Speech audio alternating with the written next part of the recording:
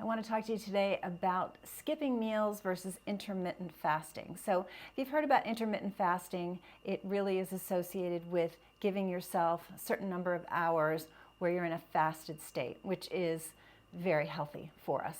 That's different than skipping meals, so let's look at that. A lot of the research supports, and there's a lot of research out there, so we can definitely talk about this, but Dr. Valter Longo, who wrote the longevity diet, and several other researchers look at this sort of 14 hours as the maximum that you want to go when you're fasting, and not much more than that. Dr. Longo's research states that if you go much beyond 14 hours, he likes that 12 to 14 hour window. Much beyond 14, he cites issues with the gallbladder, issues with the heart, and so, maybe that's a good window for us to stick in. Now, some people do one meal a day. It's called OMAD. And what are the issues with that? There are many, so certainly you're beyond that 14-hour window that Dr. Longo's research talks about. But also, let's think about protein requirements. How much can you really eat in a meal? And especially when you've been, basically fasting for 22 hours, your stomach starts to shrink a little bit, and I'm sure you're either hungry or not. But sitting down to a meal, one meal a day, and trying to get 100 some odd grams of protein, depending on your weight. If you take your ideal weight, not if you're overweight, not your current weight, but if you take your ideal weight and you look at some like 1.4 to 1.6 grams of protein per kilogram of weight, so you do the pounds to kilogram transfer, that's kind of a good level. We've talked about 0.8. Now research is showing that was a bit faulty. That's been around for quite some time, and we were up to sort of 1.2 to 1.6. A lot of people say 1.4 is fine, you're going to get plenty of protein, but it's still, a decent amount of protein. I'm shooting for like 90 grams of protein, and you're not going to get that in a single meal. It's hard enough for me to get like 30 in the 3 meals a day that I do eat. But if you think about having been asleep, and let's talk a little bit about the size of meals. There's this old saying of have breakfast like a king and lunch like a prince and dinner like a pauper. Turns out that is not bad advice.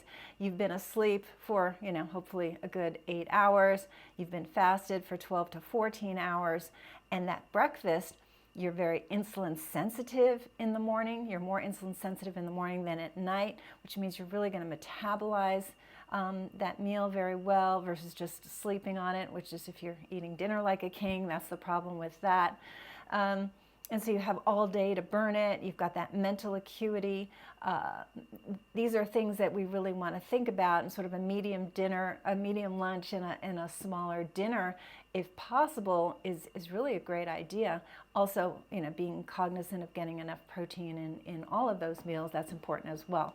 So I want you to think about the difference between intermittent fasting, which is really healthy for you, having that 12, 14, not going much beyond 14 hours of a fast, which is pretty easy. Like, I eat my dinner around 7. I don't eat breakfast till about 10 in the morning. I work out first thing. So I'm sleeping for most of those fasting hours. So it's pretty easy to do that way versus trying to, fast all day.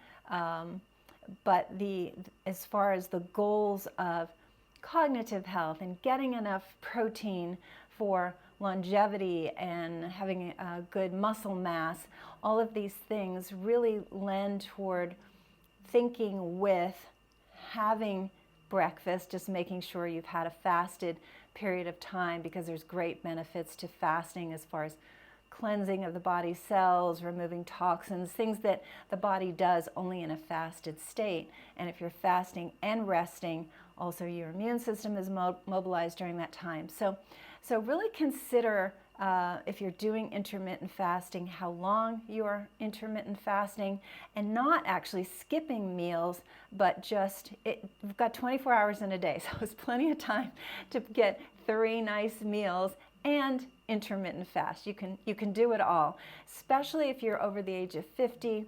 What happens is that you start to break down muscle, and you need not only enough protein, but resistance training to keep your muscle balance and muscle strength. That also feeds into cognitive health. So many important reasons to think about it this way. So not skipping meals, still intermittent fasting, getting enough protein, getting enough resistance training, and let me know how that does for you and how you feel if you've been doing it differently. Okay, we'll talk soon.